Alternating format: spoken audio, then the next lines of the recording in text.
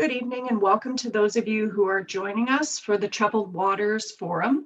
We will begin at 7 p.m.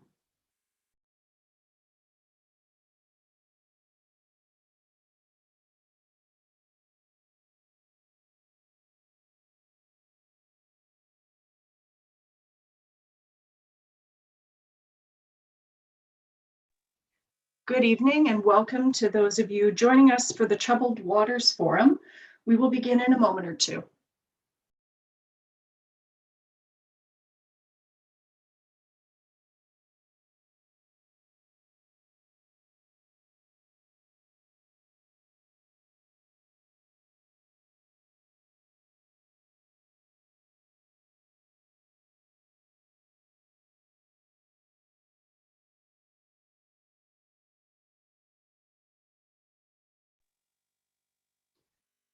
Good evening and welcome to those of you joining us this evening for the Troubled Waters Forum. We'll begin in a moment. I'm going to invite our speakers to turn on their video at this time, and I will begin our recording.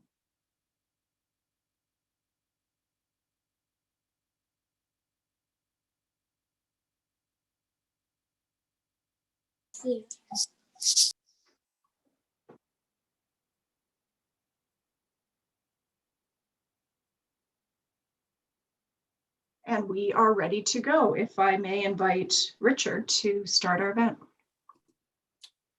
All right, good evening and welcome to the first presentation of a 5-part webinar series. My name is Richard Witham and I'm the chair of the Greater Sudbury Watershed Alliance. Joining me on screen is Terry Reese, the executive director of the Federation of Ontario Cottagers Associations, Brie Edwards from the Valley Living with Lake Centre, and Dr. John Gunn, our speaker for this evening. The Greater Sudbury Watershed Alliance recognizes the ancestral land on which we live and work as the traditional territory of the Ojibwe, Odawa, Potawatomi, Algonquin, and Métis peoples. This territory is covered by the treaties of Robinson-Huron, Manitoulin Island, Treaty 9, and with Wikwemikong remaining unceded. We offer our gratitude to the First Nations for their protection of and teachings about our earth and our relations. May we honor these teachings.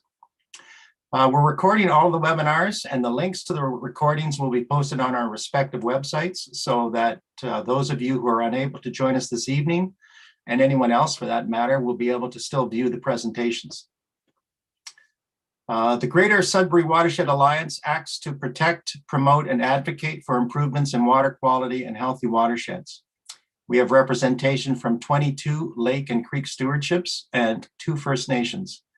And although much of our focus is on the protection of the local watersheds, we also respond to municipal and provincial government activities that create greater environmental risk.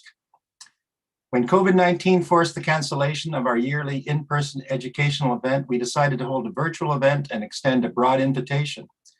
We are very grateful to have partnered with the Federation of Ontario Cottagers Associations and with Valley Living with Lake Centre in the presentation of the Troubled Waters webinar series.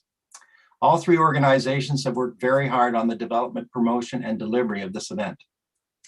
We are also indebted to the additional organizations and individuals who have helped promote this series, resulting in local, across Canada, US, and international registrations. And I'm just going to bring up a poll and ask you to respond to the questions so that we can get an idea of where everyone is coming from. And we're getting responses. I'll just let you know that it takes a moment for everyone to join in there. So we'll wait for a second.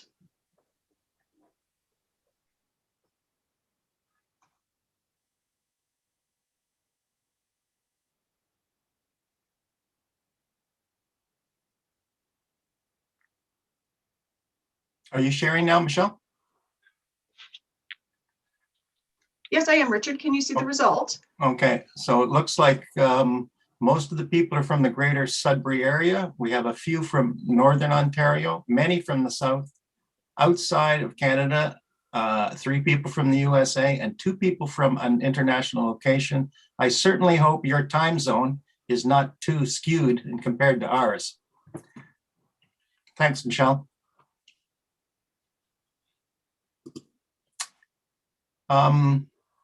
So that information is going to be helpful to us, and it'll also assist all of the presenters to fine-tune their remarks to better reflect the composition of the audience. Over to you, Terry. Thanks, Richard. My name is Terry Reese. I'm the Executive Director of the Federation of Ontario Cottagers Associations, or FOCA. FOCA is pleased to be co-hosting this series along with the Greater Sudbury Watershed Alliance and the Valley Living with Lakes Center. We're overwhelmed with the amount of enthusiasm and interest for this 5-part series. We have had over 400 registrants. At least half of you are here already tonight. And we hope you'll enjoy these presentations from some of the leading water experts of our time. FOCA is an Ontario not-for-profit organization. We have over 500 member associations from all over the province. We represent the interests of Ontario's 250,000 waterfront property owners on the issues that matter most to our communities and to our families. We compile a lot of our information on these important issues and make them available through our website at foca.on.ca. And we encourage you to visit us online to find answers to all of your questions. We also have a monthly alert called the FOCA alert, which is distributed to about 11,000 people every month. And that's on topical information, news, and other updates that are important to people that live on and around the water. For almost 60 years, FOCA's members have identified water quality as their #1 concern and interest. COVID or not, our freshwater systems continually face many challenges and threats. We believe through understanding these complex systems more thoroughly that we can build an appreciation for their dynamic nature and ultimately build a stewardship ethic so that together we can do our part to keep our lakes great. I'd like to take this opportunity to thank the 600 or so participants who help every year in volunteering with the Ontario Lake Partner Program. It's a long-standing partnership between FOCA and the Ontario Ministry of Environment, Conservation and Parks, and this provides a great deal of valuable data, much of it used by some of the researchers that we'll be hearing from during this series. We're blessed with an abundance of freshwater in Ontario and with a lot of thought leadership too. We've got some world-class speakers, and they're going to be addressing some of the most important issues facing us in the years ahead. I've been asked to provide some logistics about the Zoom platform. Many of you, I'm sure, have become accustomed to it in recent months, but here's a few tips. You're all muted for the purposes of keeping the noise to a dull roar, and so that the speaker can carry on uninterrupted. If you do experience technical difficulties, if the sound cuts out or doesn't come back at some point, it could be an issue with your internet capacity. If it does drop off, it's sometimes best to just drop right off, exit the webinar, and then come back in and reconnect. To pose questions for the speaker, you can mouse over your screen or tap if you're on an iDevice and find the Q&A button where you're encouraged to type your questions. If you don't see the Q&A button, look under the 3 dots for more. And you can add your questions as they occur to you during the presentation, and we'll try to get to as many as we can at the end of the presentation. And we plan to wrap up about 8:30 this evening. Thanks for attending tonight, and we hope you enjoy the presentation. Stay safe and be well. I'd like to pass it over to Brie Edwards. Thanks, Terry. I'm Brie Edwards. I'm a research scientist with the Ministry of the Environment, Conservation and Parks, focused on northern inland waters. And I'm lucky to call the Valley Living with Lakes Center my professional home. I wish I could be there more often right now. The Living with Lakes Center is a beautiful state-of-the-art facility that is located on Laurentian University campus and on the shores of Ramsey Lake. And it is the home to the Cooperative Freshwater Ecology Unit. And so this unit is kind of we like to think of ourselves as a center of excellence, sort of a think tank that brings together academics and government researchers and different groups, as well as continued support from industry, including Vale and Glencore. It's my great pleasure today to be introducing our first speaker in the series, Dr. John Gunn. Dr. Gunn was one of the co-founders of the Cooperative Freshwater Ecology Unit 30 years ago, 31, I think now, John. He's a professor at Laurentian University and a Canada Research Chair. He's also our director at the Living with Lakes Center. And he started his career, sort of like me, as a scientist with the Ministry of Natural Resources, working to understand the aquatic impacts of acidification and metal pollution in the Sudbury area. He has since transitioned, of course, into his professorship role and co-authored hundreds of research publications on all things boreal and northern aquatic science, from restoration ecology to multiple stressors and now emerging concerns. John is a tireless champion of research and collaboration and has mentored countless students and early career scientists, including myself. And today, John will be drawing on this richness of experience and turning his lens forward to imagine what's possible for lived-in watersheds by 2050 and beyond as they face environmental concerns of our times. So without further ado, Dr. John Gunn. Thank you, Brie. And I think if we can get the technology to work, I'll load this talk.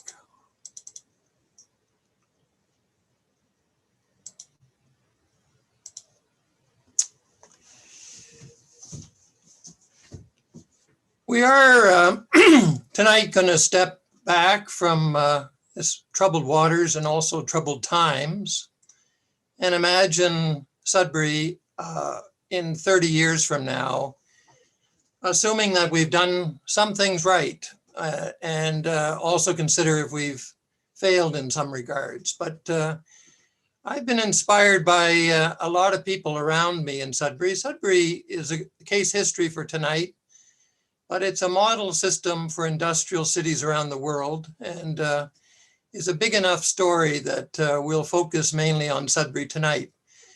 And we've just gone through an international competition in Sudbury for imagining the city in terms of architecture and design for the future. And what I'm showing you right now on the screen is an image of the Francophone team of many hundreds, I believe, that competed in the international competition that won the competition at the MacEwan School of Architecture just not too many weeks ago. And panelists like Bruce Mao and other global thinkers oversaw this fantastic competition.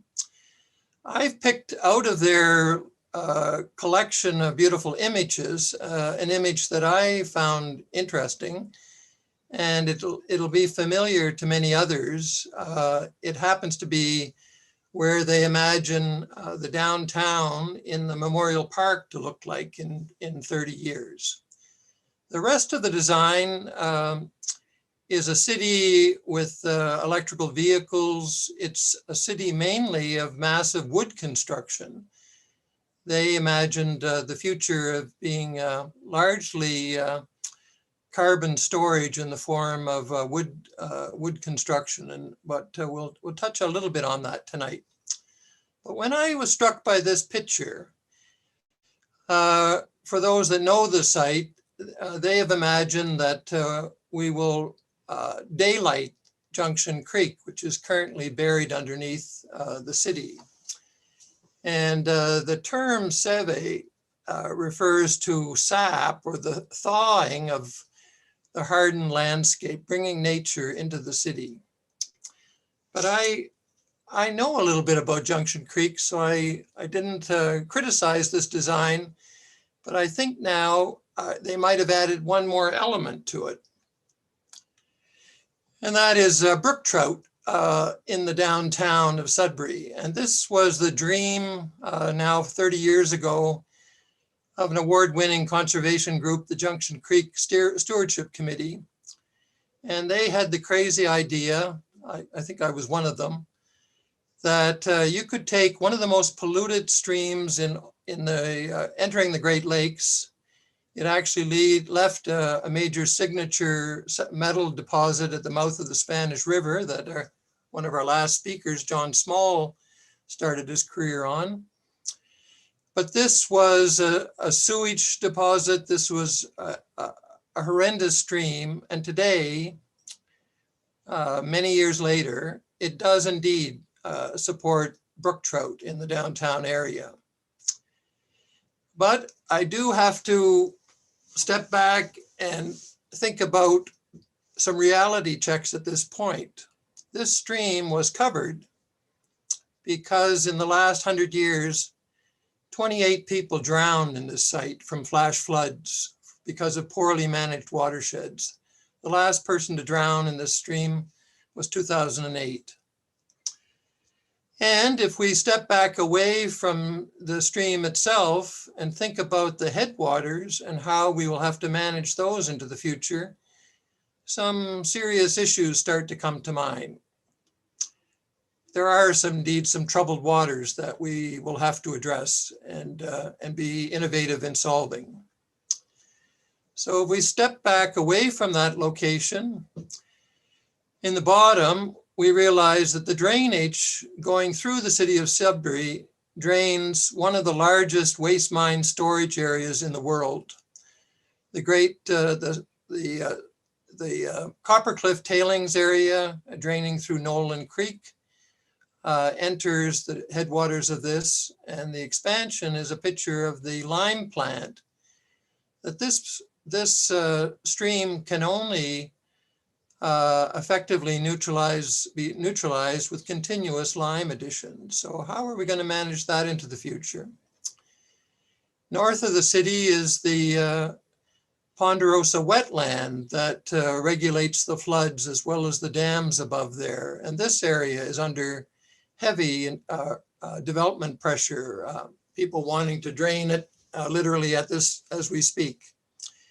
So are we going to put in place the protection and the controls that will allow this architecture dream to be a reality? Sudbury is a unique place, and I'm proud to represent them tonight. These are inspiring groups and inspiring people that many of them are on tonight. So I thank you for the work you do. I often just take the big level pictures, but you fight in the trenches, whether it's the Livable Sudbury crowd or Conservation Sudbury or the VTAC teams, or the kids that are working with Greta Thornburg and others on Friday for Futures. This is a creative, talented town with passionate people, and one of the first cities to declare a climate emergency. So thank you for the inspiration for tonight's talk. As Brie mentioned, I come from a research center perspective, and this is really my working title, that Sudbury is a city primed for change. And I had to bring on some of my talented colleagues here, Nate Basilico, a specialist on land, and Nadia Mikachuk, a specialist in microbial issues of all sorts, and realize that 30 years from now, they will be working and I will not. And we'll need to invest greatly in youth and talent going forward. But when you look at the Lake Center today, it has won many awards, and one of them is the Design with Wood Award. And you can see in the interior of the building, the spectacular wood construction. And one way I look at that building today and view the climate challenges around the world is the safest place to put carbon is in the building, not in those trees. The California fires, the incidence of fire to the north is that we realize that trees might not be the safest solution to climate change, in spite of the Prime Minister's recent announcement and the general support for the billion tree plan or the trillion tree plan worldwide. We have to think again about that strategy, and I'll do a little bit of that tonight. But wood is itself is a very effective way of storing, and so I just would see that building actually represents 180 tons of stored carbon, and has great potential that way. I've got to acknowledge that it's young people and young talents that are going to make this happen. And we feel as a group that we contribute to this better future. And here are the people that I give credit to.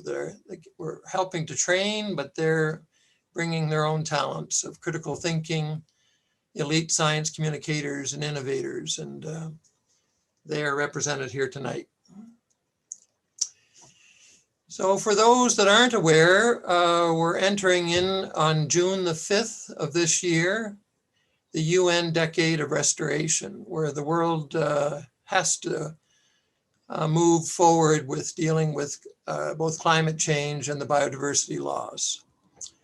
And the Sudbury example is going to have to be brought forth to show that things are possible, even in the most desolate of challenges. So here is the transformation of Sudbury from a barren land and not too long, this picture would coincide when I arrived in Sudbury myself, and a young, she's not listening now, unhappy wife that, are we really going to stay here?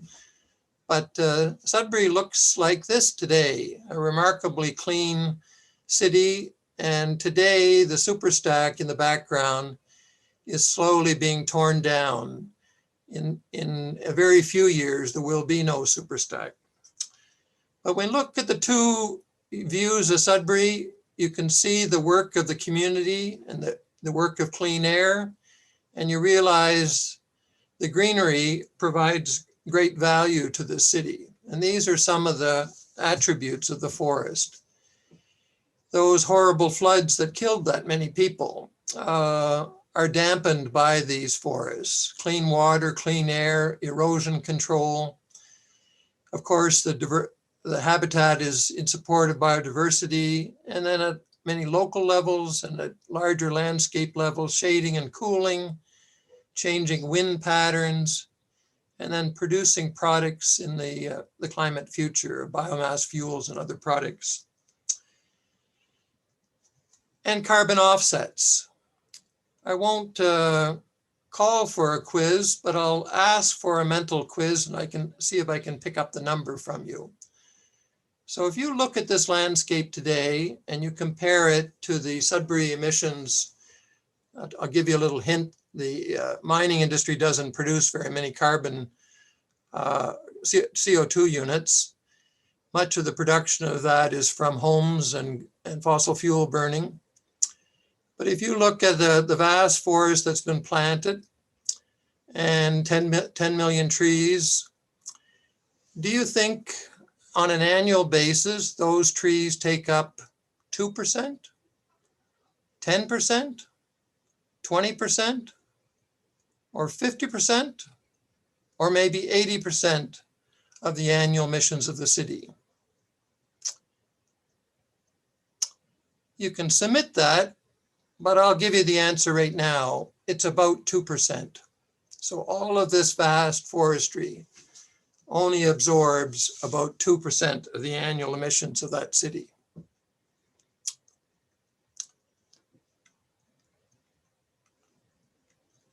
Now, whatever you did froze my key.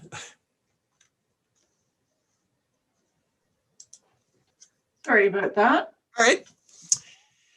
So for those that are international tonight and those that are outside of Sudbury, you may not fully recognize this figure, but everybody from Sudbury who's seen me talk has seen this figure every time I talk. And it's the tremendous success of pollution reduction in Sudbury. When in 1960, the same year the university was built, and the first year that the first published paper from Sudbury was published by Alan and Gordon and Evel Gorham, Sudbury was the world's largest point source of sulfur dioxide at 2.5 million tons. Put that in perspective, all of China today produces about 10 million tons. And 2.5 million tons is greater than all of industrial Europe today. And we would produce that in a single year. I had to let my dog out the door. He was stuck in the bedroom here with me. So this fantastic figure is something that we've brought to the UN. We've brought over time to various negotiations worldwide. And it's something Sudbury and Canada can be enormously proud of. But the important point is the industry itself is still thriving, even now with 99% emission reductions. And the lakes, Norm and Yan, who speaks next week, I think this is where Norm partially began his career. the lakes are responding to the clean air itself without any land or liming itself. We're seeing the pH of the lakes improving under the influence of clean air alone. And this is a very rewarding phenomena that we simply have to focus on source control. We don't have to spend our entire lives on remedial work. Nature can rebound if given a chance. And that's where we learned that microbial processes that weren't typically part of our classical studies were key to the generation of alkalinity and the cleaning up of the lakes. So there are some of our ancient relatives, the sulfate reducing bacteria. They themselves are more than 3 billion years old. They are doing the heavy lifting in many of our lakes of doing the final cleaning and polishing. The community has also responded to clean air. And this is not necessarily causation, but I believe it must be that as clean air was achieved, and the black line is the declining air pollution.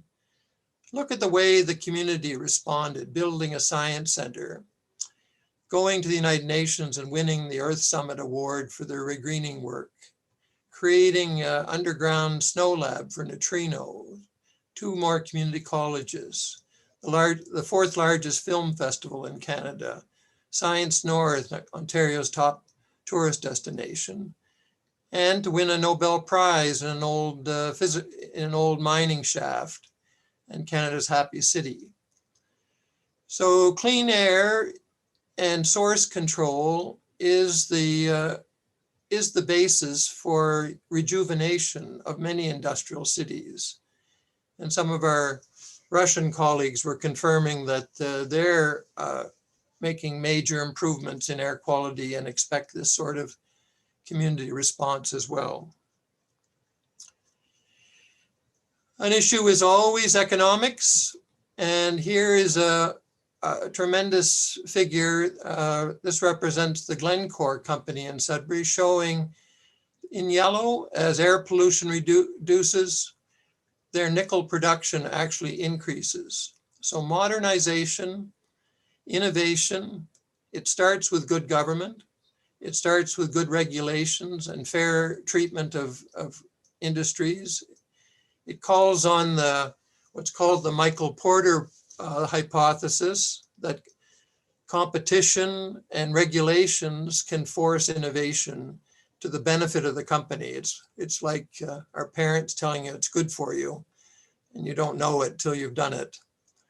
But the cleanup of Sudbury has helped human health. It's helped the bottom line, and it's allowed nickel production to continue and expand.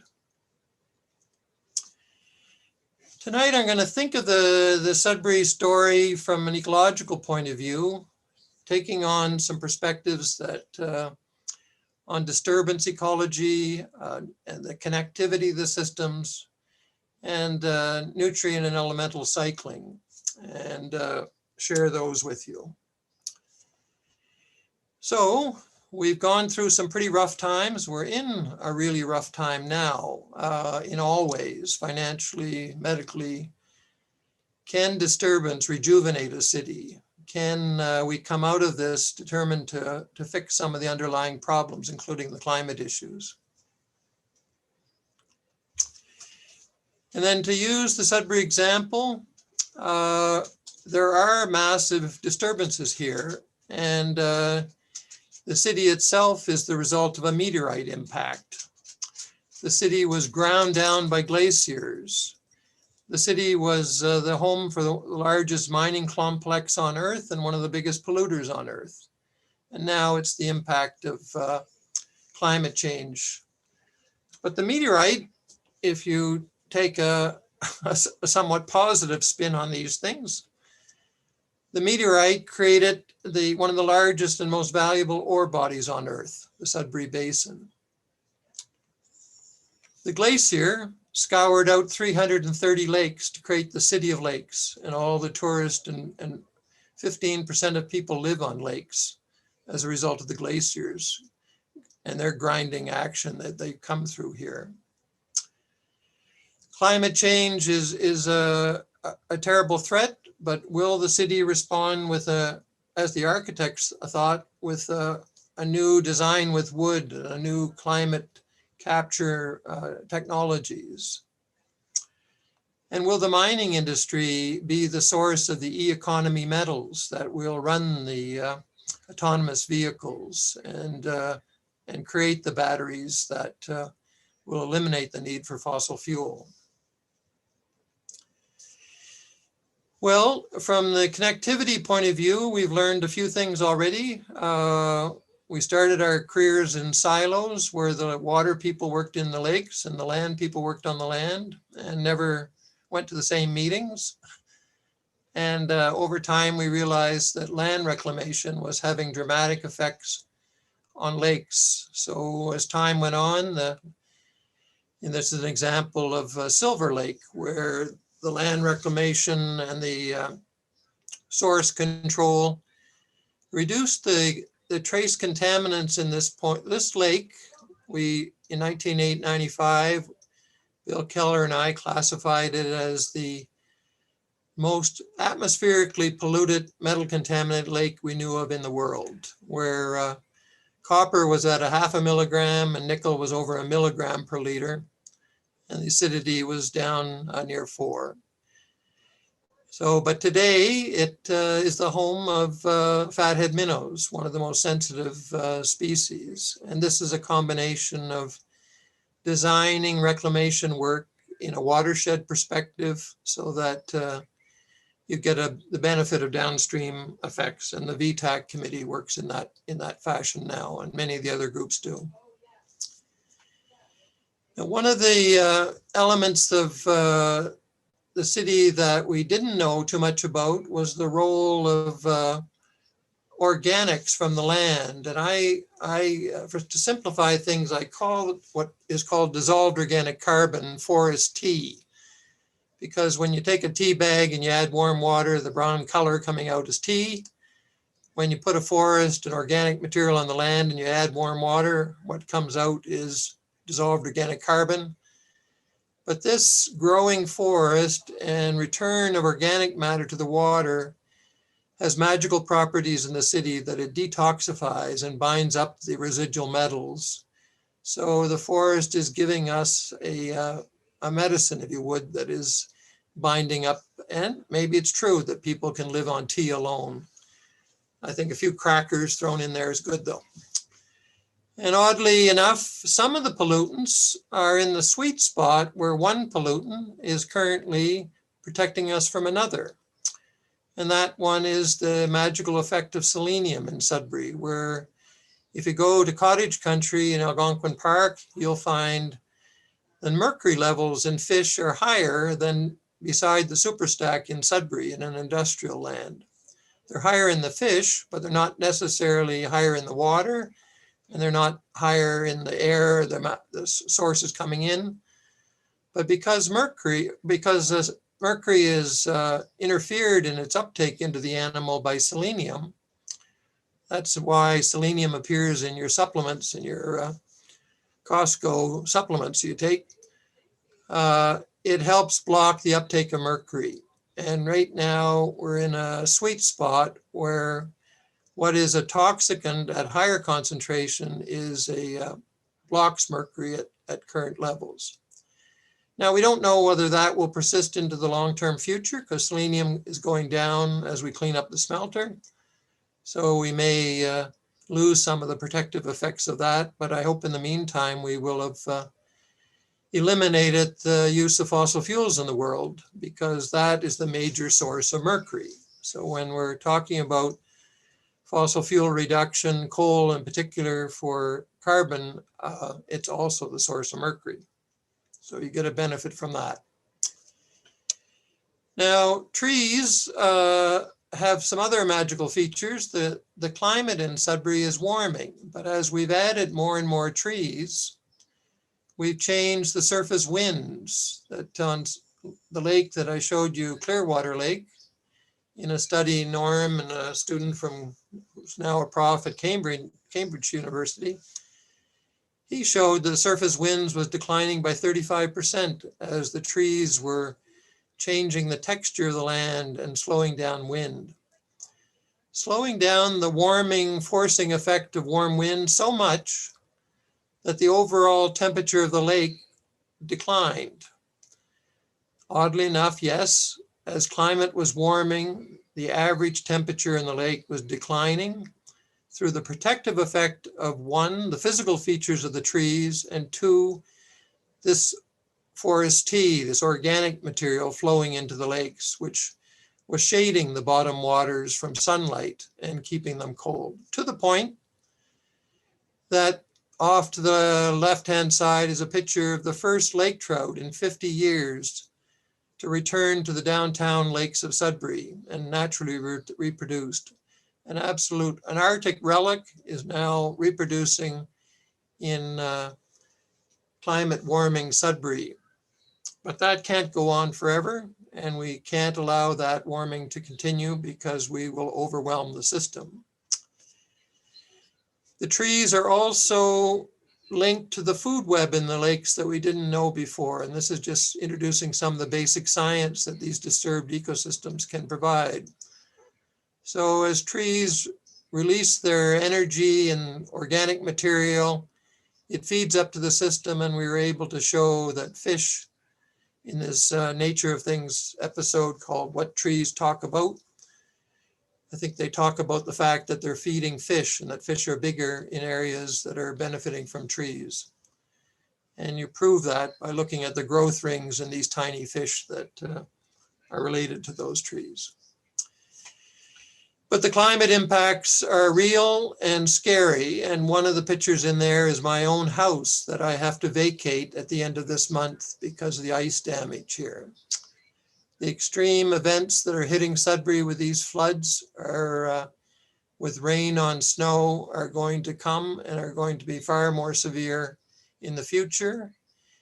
And what broke my roof in the ice storm also broke 89 other roofs at the time, and we're all under insurance claims, and our insurance is going to go up to cover these. That the building code is not keeping up with the risk that these winter ice storms will represent. Also, we don't yet see extreme temperatures in Sudbury that kill fish, except in the cases where we've mistreated the lake with excessive nutrients. Lakes like McFarland Lake now, where the nutrient levels are such that fish in the bottom waters have to come to the surface to avoid the anoxia of the bottom. We're seeing the death of whitefish or cisco in McFarland on occasion the last couple of years. And this was an extreme case of a high temperature event while white suckers, a very tolerant fish, was migrating out of the lake that receives our sewage treatments. So while we deal with climate change, we also have to be overly vigilant and overly protective of excessive nutrients and eutrophication. What was acceptable before in terms of the way we treat our lakes is not acceptable in the future under climate vulnerabilities.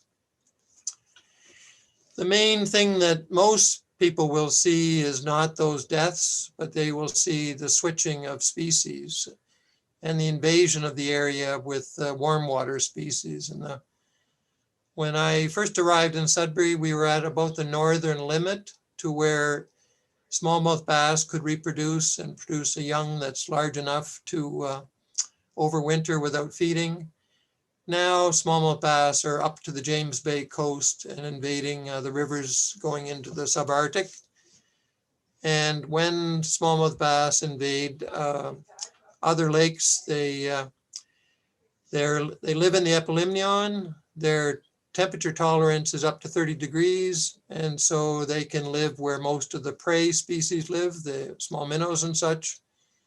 So they deplete the food resources, and cold water species that come to those shallow waters starve as a result. So you can see in this survey that the amount of lake trout in northern lakes is reduced by about 77% when bass move into those lakes. So this is going to be the phenomena that'll be more commonly observed at first than the death ones. Now, the issue that Nate is a specialist on, and I want to bring to your attention, is the argument around carbon storage. And we are in the midst of a big project called ELCARE, looking at the carbon storage in accompanying the emission reduction opportunity for trees. So you see a before and after picture, and you imagine there's a lot of carbon stored there. But the living tree only stores about 20%. And the dead wood in that picture that I went back and found the same dead tree those many years apart, stores about 20%. So that 20% of wood could actually go to wood construction and be safer from fire if we had properly managed housing construction. But where most of the carbon is stored in boreal forests is in the soil, about 60%. And that is where industrial landscapes, and I think this last year was the UN Year of Soil. The soil is the foundation on which all life in the biosphere exists. And we have to be vigilant about our soils. And right now, globally, the soils of the world are badly damaged. The foundation for life is badly damaged. In Sudbury, we're trying a number of interesting experiments and techniques. The industry itself is using calcium treatments and adding fertilizer and seed directly to rock and trying to build up soils directly. The city is going and harvesting topsoil and vegetation in advance of highway development and moving understory plants into the area as nucleation to bring in those species that are missing. Graham is standing on an experiment at the Valley tailings where we're using human biosolids from the sewage treatment plant to not only cover the tailings and prevent them from oxidizing and releasing acid mine drainage, but as a way of growing biofuels on them. And then the other one, which is the magic of nature itself, is the lichens. The lichens were absent from Sudbury. The area with its black rocks was particularly black because there were no white or gray lichens on it. And lichens after every glacial event is the way we begin to create soil. And lichens are super sensitive to air pollutions. So as we dealt with pollution controls, we've given nature's most powerful engineer, the lichens, the opportunity to return to Sudbury en masse to begin the soil building process. Where carbon is generally stored in the greatest concentration on the boreal shield is in the wetlands and peatlands. And I started this talk showing the Ponderosa wetland. It's a very degraded wetland, and you can see the power of this cute guy, the bogman stuck in there, shows you how well you can store carbon in a peatland. The anoxic conditions, the acidity, the microbial community is ideal for storing vast amounts of carbon in wetlands. And the creation of wetlands in our region is a product of this plant in the top corner, the sphagnum moss. And like the lichens, sphagnum is super sensitive to air pollution. So the Ponderosa wetland above the city is now a source of carbon to the atmosphere rather than a sink, because through air pollution, we've killed off the sphagnum in there.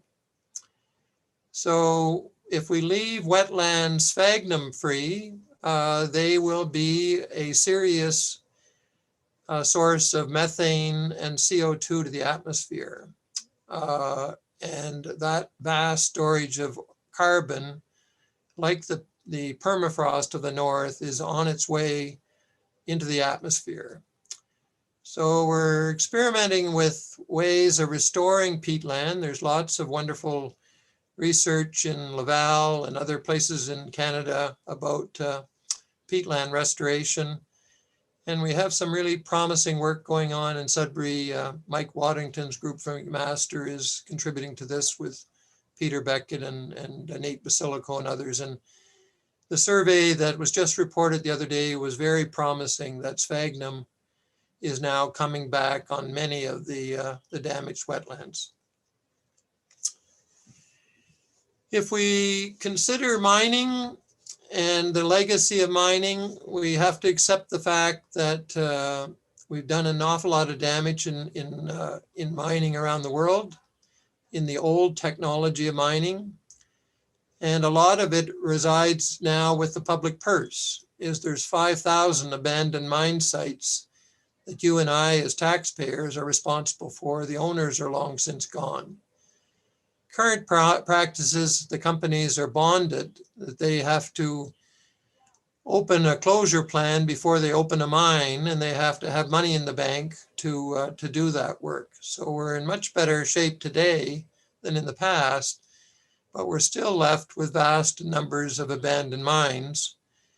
And one of the largest mining activities in Ontario is aggregate mining, gravel and sand. And gravel and sand pits alone are 20,000 hectares of bare land. So we have abandoned mine sites, we have abandoned pits. Can we not, instead of sacrificing good land for that is needed for agriculture and food supply, these destitute lands could be used for energy production? And I'm showing the example of the solar farm out in Cape Real that is now occupying an abandoned gravel pit. And Graham is again standing on the tailings pile where growing crops and carbon fuels, as well as energy production like solar wind farms, would be the prime location rather than sacrificing forests or agricultural land. Now we're thinking about the forest itself in terms of products. The forest industry in Ontario has suffered an awful lot of loss. You know, the US have not been very friendly with us with the softwood lumber trading, and many, many jobs have been lost in Ontario. And in many ways, we've been reduced to a producer of toilet paper and fiber. And there's a lot of creative ideas around cellulose fibers and replacements for plastic in the future. But I bring to your attention what Quebec is acting like like Sweden does and IKEA. Rather than sell toilet paper, sell furniture or finished products. And one of the most interesting one is the CLT massive timbers. These are highly manufactured cross-laminated timber that can be used to replace all steel and concrete in modern buildings. And Quebec and I believe British Columbia now allow buildings at least 6 stories high. They're looking at 13 stories, I think, in British Columbia, where massive timber is the only construction material used. And last year, we opened the first tiny CLT plant in southern Ontario near Brock University. Strange place to have it, where the timber is up in the north. So I would argue that instead of making toilet paper in the future, we should be producing carbon storing industrial lumber. The reality check is this. I opened up with a quiz, and this is the models for Sudbury out to 2050. Sudbury currently is a city mainly through transportation and wasteful heating and lights and is producing about 1.3 million tons of CO2 equivalent per year. And with all the changes possible in the business as usual, efficiencies could get us maybe less than 10% down. Drastic changes like complete conversion to electric vehicles, complete moving to smaller houses, densification can get us to 10 or at most 20% gap remaining. And that is where we hope that new technologies and the expanded efforts on regreening may come in and fill that final gap. But when you see it discussed in the newspaper that carbon offset can still allow oil pipelines and other contentious issues, there is no equivalence. We can only get to this final future that the architects imagined with the complete elimination of fossil fuel use in the city by 2050. The regreening effort might get us 10%, but this is pretty well Nate's modeling analysis that without that 30-year perspective, we've got to eliminate the entire use of fossil fuels in the city. We also have to keep the spirit of the people and people working in a positive way going forward. And Sudbury is really good at this, and we've done tremendous things as a community. And we've got to show it and educate people the power of what we're doing here. And there's one little cute forest on the campus at Laurentian where we dedicated a plaque to the workman, the landscaper that planted trees in his favorite spot. And we named it Beppys Carbon Offset Forest. And one of the perspectives is that this little forest produces enough oxygen to keep 10 to 20 students alive every year. And in its efforts has stored 50 tons of carbon in the battle in climate change. So these symbolic and educational sites are very powerful, and we need to do more of them and let people feel the good work that people are doing and see things progress. And we need leadership. And I was honored to have our honorary degree, Dr. Cindy Blackstock, the Indigenous scholar and listed in any listing as among the top 50 Canadians. She sees the climate battle and as one of justice. And, you know, as our Dr. Gary Bodo mentioned in the circular economy meeting the other day, it's not the rich cottage owners that might be on tonight that are going to suffer in the climate. It's the poorer people that can't afford insurance and can't afford air conditioning, and the floods will leave mold in basements, and the slip and fall accidents are all very much a justice issue that Cindy Blackstock speaks to. And Jane Goodall has carried the story of Sudbury around the world and uses this example of the greening of Sudbury and her Roots and Shoots program, some of which have started here in Sudbury. And she has joined her power of her influence in helping restore Junction Creek, with brook trout. And this is Jane many years ago, and she wasn't very good at catching brook trout in a can. I had to help her. She's good at catching chimpanzees, I believe, but she needed a hand with that. But she carries that leaf from Sudbury, a green leaf, around the world as a sign of hope. And I hope from tonight's presentation you might take some of these stories as well as a sign of hope.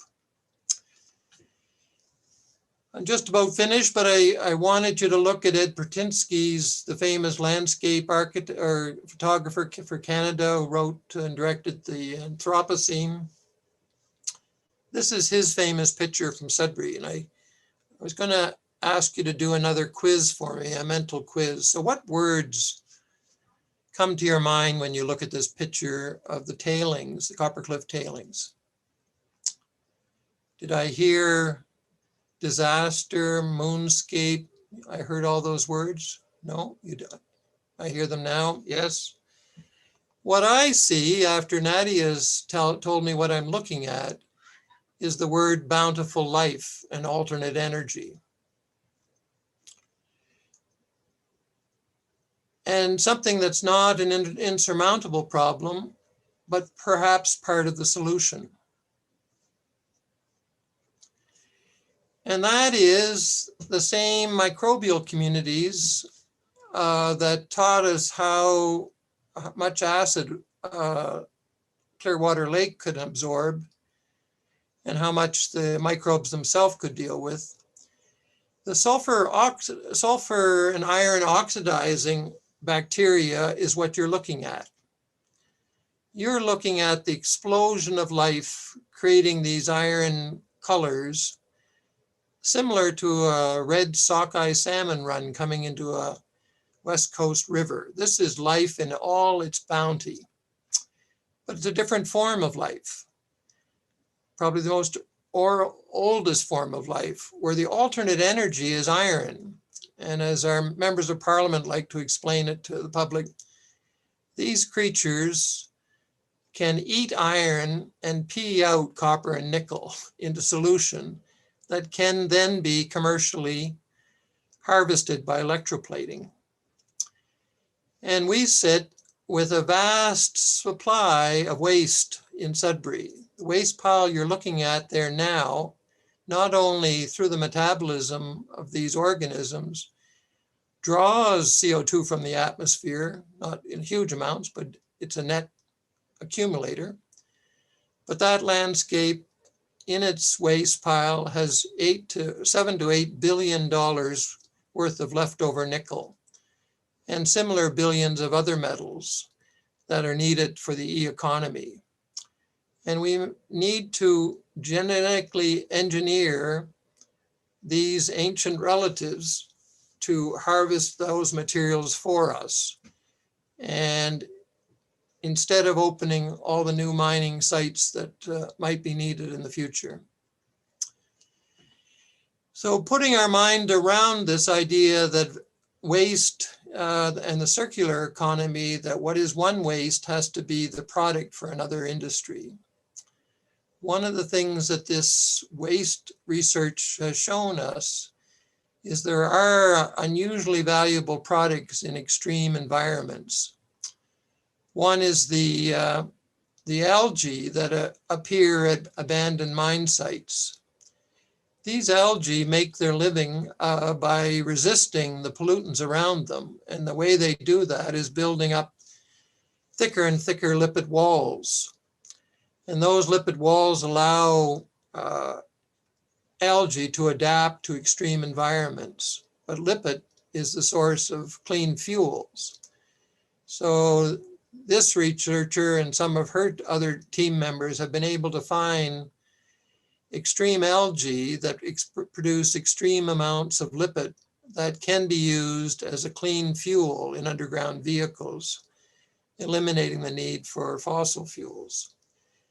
She has also found that those extremophiles, like anytime we look into nature, has other attributes, and one of them is some pharmaceuticals that currently look very promising in treating cancer cells. This is mine waste I'm talking about here. The vision of what a mine waste technology center will look like in the future is the work of Nadia Mikachuk. And this is, I spent a lot of my career helping and working to build the Lake Center, and Nadia is going to build this Center for Mine Waste Biotechnology for the future. and building the bacterial and other microbial solutions to these global problems. And this, I'll just show it with a tiny video that works, is the vast amounts of waste that are sitting out there are still a source of energy for these microbes. And these microbes, about 30% of the copper mining in the world is actually mined by bacteria in warm countries. They don't build smelters and melt the ore. They crush the ore and put it in piles in warm climates, add water and bacteria, and the bacteria extract the metals which are then electroplated. We've got the challenge of colder climates, so we've got to find climate adapted or cold adapted microbes to do the same work. And that's the kind of work these folks work on. So you take a waste rock pile, and what the bacteria are doing is looking for energy and breaking down those molecules, which lets the acid and metals slip out in solution. You harvest the acid to make sulfuric acid or to liquid sulfur dioxide to keep apples red, and you pocket the copper and nickel. That's the technology that is possible to deal in the future, and this is the kind of thinking we have to proceed with. And that is at the stage now of thinking of an incubator business enterprise that Nadia is heading up and is in the pre-feasibility phase right now. And of course, we don't have enough money. So if there's anybody on board tonight that is interested in this technology or this idea, we certainly have a lot of waste, but we need some smart young people that know how to turn it into value and take it away from being a pollutant. Give her a call and send her a check is my answer tonight. So I'm just going to wrap up and imagine Sudbury in 30 years from now. And this is a phrase that Bruce Mao brought to the city when he talked about a livable Sudbury. I think Naomi and Lily might be on tonight. And it inspired me when he thought of Sudbury as, rather than going to a park, why can't we live in the park and bring the park to the city? But in the greater city, there will always have to be values from the park. And strategic metals, and we have to clear our heads a little bit about anti this and anti that. A modern mine looks like the nickel rim mine up at the top, where the footprint of the mine is no bigger than the Walmart big box store. And it's a disposable mine on asphalt that when the mine is finished, it's removed. So that's the kind of concept we have to allow in the future. So, local food is a key issue of many of the people on tonight, and that we have to start. If you look just above the city, you'll see the patterned landscape of the valley in the bottom of the crater where the farms are still present there. You can see them in their squares.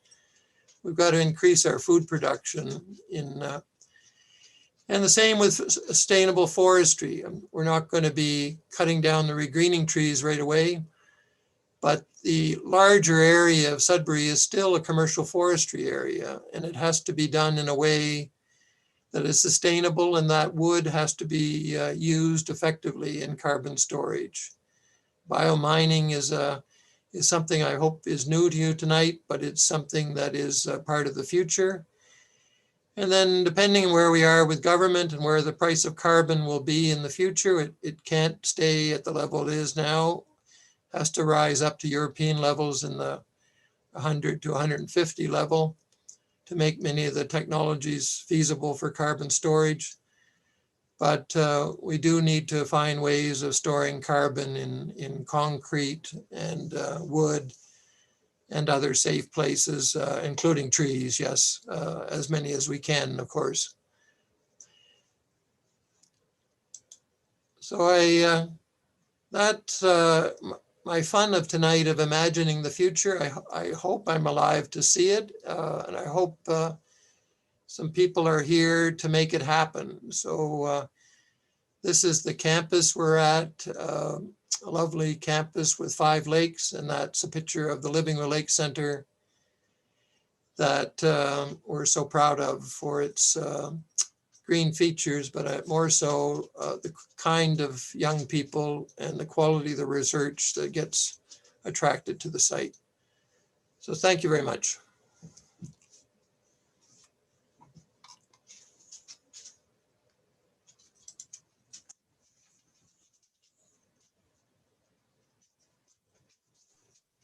Thanks so much, John.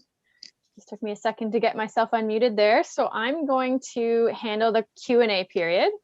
And we've got a dozen questions or so already in the line. And certainly if we have time, other people are open to adding to that.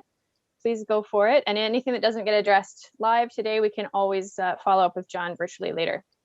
So, and we want to pass some of them on to the next talks and have people yes, attend the full series. Yes, absolutely. A lot of these topics will be picked up again throughout the series. So that's great. Our first question isn't really about your talk, John, but it's about how youth or teenagers can get involved with the Junction Creek Stewardship Committee. I know they have a great website, junctioncreek.com, and certainly on resumes and stuff, we see lots of young people coming to us who have interacted with the committee in various ways. So I don't know. So that's the answer. It's a wonderful group, and they have a good science focus, but please just look up, they have tremendous material, Junction Creek Stewardship Committee, and I hope some of them are there tonight. Perfect. Okay, so our next question is, what is the best approach to decrease phosphorus levels in our lakes? I guess that's a hard one. One of the problems is soil erosion in our city, still is to this day. We don't have proper construction bylaws. We don't have proper enforcement. You drive down Highway 69 and you see black fencing all along various ditches in the middle of nowhere, protecting beaver dams from nutrients that are flushing in those remote locations. But you go to $1 million properties on Ramsey Lake and no one installs a boom in the water, or the construction companies are not attuned to proper sediment control.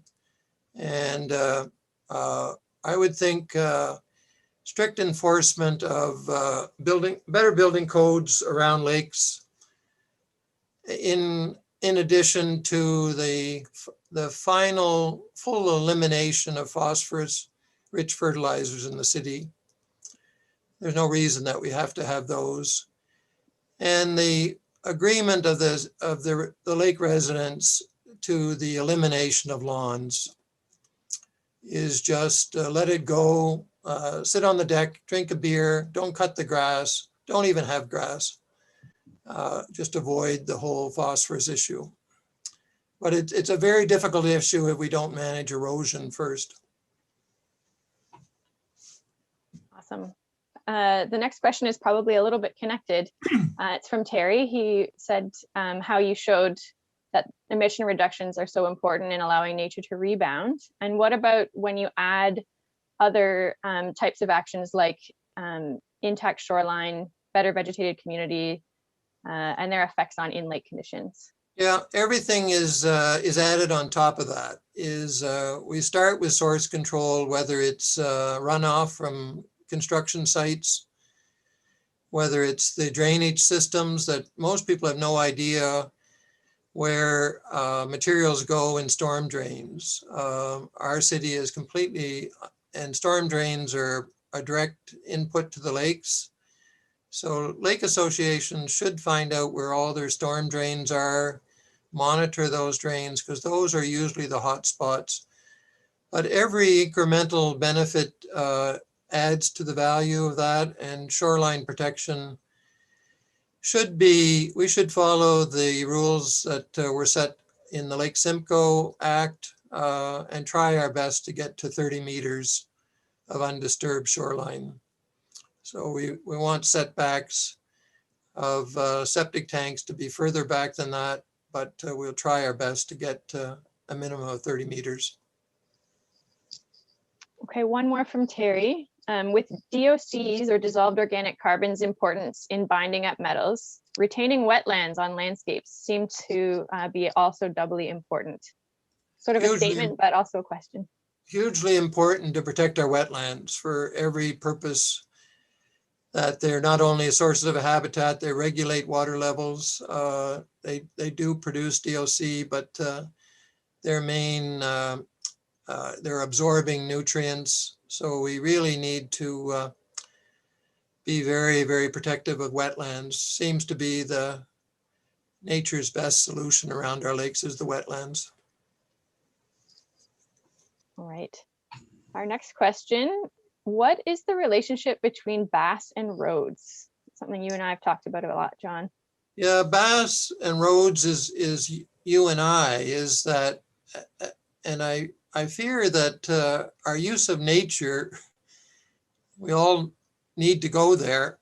We bring invasive species with us. And when there are roads, fishing and fishermen are carrying bait buckets. Usually people don't want to pay for the cost of bait, so they collect it in one lake, and they get to another lake and they go through their bait and say, oh, I don't want to put a bass on. I just let him go. It'll make a good bass fishery. So people are unintentionally moving species all the time, and the proximity to roads is just that, is the opportunity for invasive species is highly correlated to the prevalence of roads. Our next question is from our own Peter Beckett. If you remove all wood, how do you maintain nutrient cycling? You don't, Peter. I didn't intend to remove the dead wood. I just saw the dead wood as kind of equivalent to, so no, I don't want to take any dead wood off the sites. I want that all to stay. But if they're going to harvest trees, which they are to make a living, it would be nice to support a forestry industry that has sustainable products in it. Thank you for reminding me when I make a mistake. Okay, now from Norm, and I think he'll probably be able to speak to this in his own talk a little bit, but might the 60% of soil carbon in Sudbury soils be also true in Muskoka soils? Yeah, that's just a Wikipedia site. So that's the expected value everywhere, and we lack any, right now we have very, very little soil and very little carbon storage in soil. So Norm, you'll know that the typical reservoir for carbon all over the region is the soil itself. So anything you can do to protect and restore the soil is aiding in the battle for climate. Okay, so we're going to move over to climate a little bit with the next question. If addressing source control is the best way to combat climate change, how quickly must we be reducing CO2 production, and what implications are there for our love of the automobile? Well, you know, it is a crisis. It is a war. So there's hard decisions have to be made, and they have to be made soon. So we have to get off of those fossil fuels as fast as we possibly can. And we make the argument that we need the money from fossil fuel use to pay for technologies. That's bigger minds than mine of how we make that progression, but it has to go quickly. Our next one is, what role can a circular economy play in the Sudbury area to reduce carbon emissions?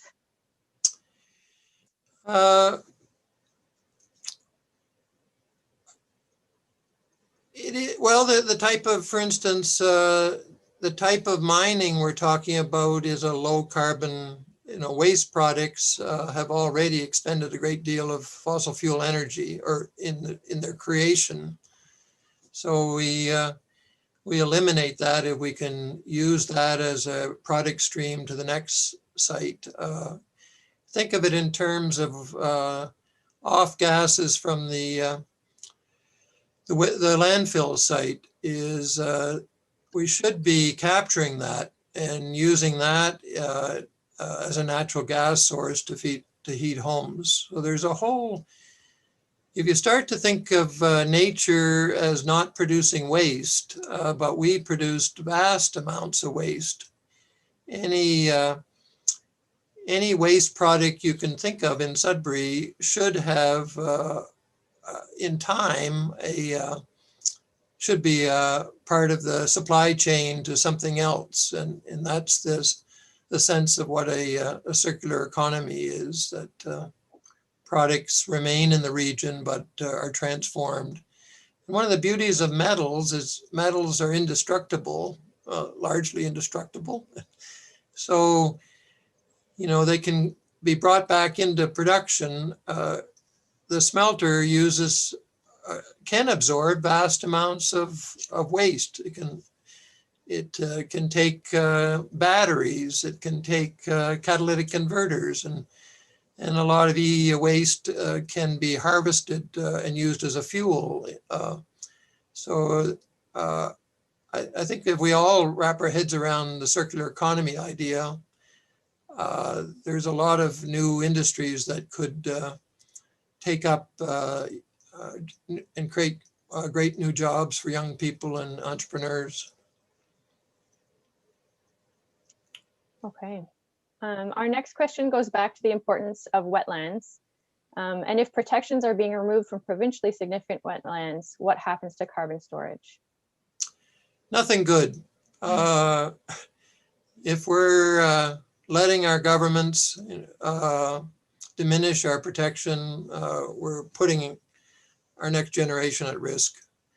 And we just can't stand for it. And the same locally, we can't be draining in Ponderosa wetlands to build a few more houses or think that draining the water is the way to avoid floods. That's not going to do anything. So we need, as we've done on other issues, is vote for people that support wetlands and vote against people that don't. Our next question, why do you question the trillion tree plan? Because if you look at Thomas Crowther's YouTube video, you can see he himself was caught in this scheme that he published the original papers that predicted that 3 million trees was needed, and then realized it was used as an excuse for not doing anything, and that instead of trees and healthy forest, it was being substituted for palm oil production and eucalyptus fiber at the great detriment of biodiversity and water quality. And that there really isn't enough, you can't speak against trees, that we need many, many more trees, but we can't delay the reduction in fossil fuel use by, like, the $3 billion we're going to invest in the Billion Tree campaign should be given to technology for cleaning up industrial pollutants. It would be better spent reducing carbon production rather than carbon sequestration. So it's just, it's not an and or. We have to have trees and we want as many as we can, but we can't be giving subsidies to companies that produce carbon dioxide And we can't deny the need for innovation funding to stop CO2 production. So it's just a reality check that what's easy and I hate to, the good intentions of youth and clubs that do such great work on tree planting, all of that is good and all of that's needed for habitat and many, many other reasons. But its prime reason is not for carbon sequestration around the world. So Richard asks our next question: will locally grown food and animals like fish or venison have toxic levels of heavy metals? They don't need to. Right now, if Peter was able to answer, it's not the case right now, as we have looked carefully at blueberries and other plants, and they're relatively free of metals. The organic matter is powerful at holding those metals. So there's no reason to live in fear that we can't produce clean food. And every time we've looked in the local market foods and others, we are producing good quality, safe foods. And the fish, if you look on the guide to eating sport fish, you will indeed find more exceedances in Algonquin Park than you will in Sudbury. And that is one of the quirks of our site. But if we also go after coal burning worldwide and eliminate it as we have in Ontario, but eliminate it all over the US as Biden is hoping to do, we should be reducing those pollutants as well. You can hear your lovely granddaughter contributing to the talk, John, but That's not the very next much. generation. She needs a job out there. So She needs a spot.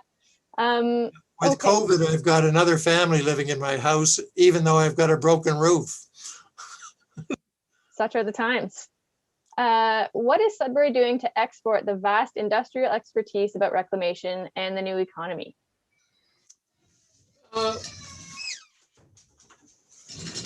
Not enough. We are hosting various events. What we're doing tonight is part of it. We have to do more. We have various parts of the university that promote these technologies. One thing to think about in the whole debate around jobs is that when I came to Sudbury, there was 20,000 underground miners. Now, I don't know exact number, around 5 or 3 to 5, but they're producing as many tons of nickel for batteries and other things now than they were then. 15,000 workers are working in the service industry in 80 or 90 new innovative companies that sell mining technologies around the world on the internet. And that will be the same, I believe, in mine waste management and forest products. Is the technology development is an enormous generator of jobs. And we need to invest in high-end technology training. But the opportunity to talk about it is there, various aspects of Sudbury are trying to promote it, but the more that we could, the better. Okay, so our next question is that you mentioned that sulfur dioxide is poisonous to the environment and that it turns into sulfuric acid when it's released into the atmosphere. Are sulfur dioxide and sulfuric acid separate compounds, or are they one and the same? It's released as sulfur dioxide, and then in combination to water, it turns into sulfuric acid. We usually see it in our lakes as sulfate, but as I mentioned, it's a pretty nasty thing if you've been in chemistry lab and you spilt it on your lab jacket. But sulfate reducing bacteria live in lakes, and they go after these compounds as well. So I'm learning old dog to the tricks here, but the microbial world is a fascinating world of solutions that we haven't yet found them all out. And I encourage people to study more microbiology when they go to university and to consider some of these biotech approaches. But sulfuric acid was the big problem, but it's now harvestable.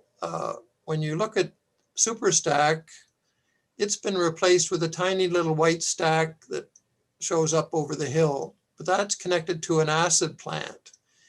And rather than the sulfur going into the atmosphere, it's captured and turned into products and sold to other companies. So that's the kind of thinking the circular economy is, because everything that is a pollutant is somebody else's product. And energy waste is one of the greatest pollutions. But no manager wants to spend money on energy, but he or she, are completely happy to waste it. So a better way to think about the circular economy is a zero waste economy, a zero waste community. And that is a much more enticing term than sustainable development, because nobody grew up liking the idea of waste. And everything that is a pollution product is a waste. So I think we have time for maybe one or two more questions live, and we'll make sure that John and the rest of the speakers get any questions that aren't answered, and they can come up in future talks. What about the accumulation of salt in water from roads and large parking lots? I know this is going to come up in some of the other talks. Yeah, they're going to tackle that one. It's another rather intractable problem that if we get it into the water system, it's very, very hard to reduce its impacts.